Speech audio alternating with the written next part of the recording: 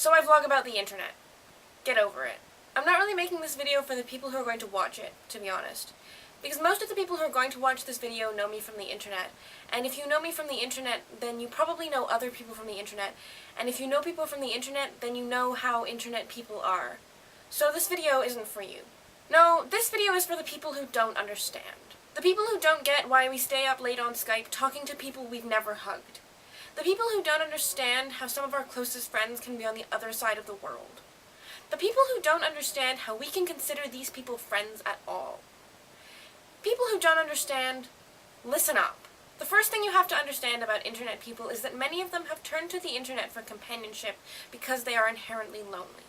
This can be for any reason you could think of. Maybe they're being bullied. Maybe they just moved to a new school. Maybe they're not currently in school.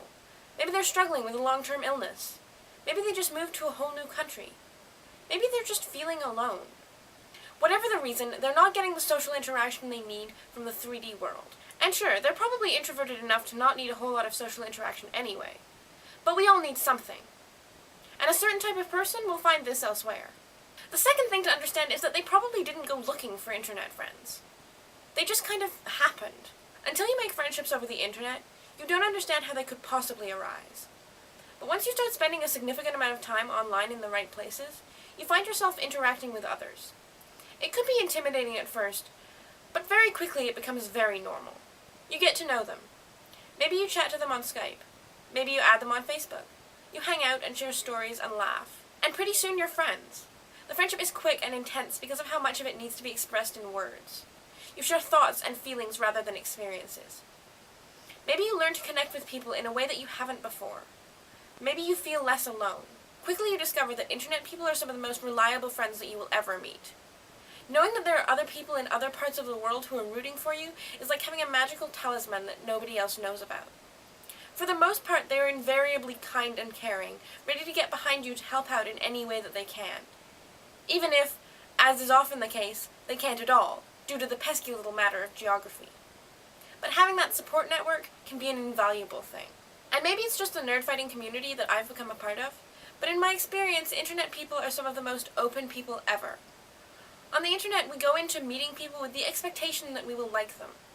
For the most part, everyone is a friend that we just haven't met yet. This openness allows for friendships with people whose existences you could never have imagined, and whose paths, under different circumstances, you might never have crossed.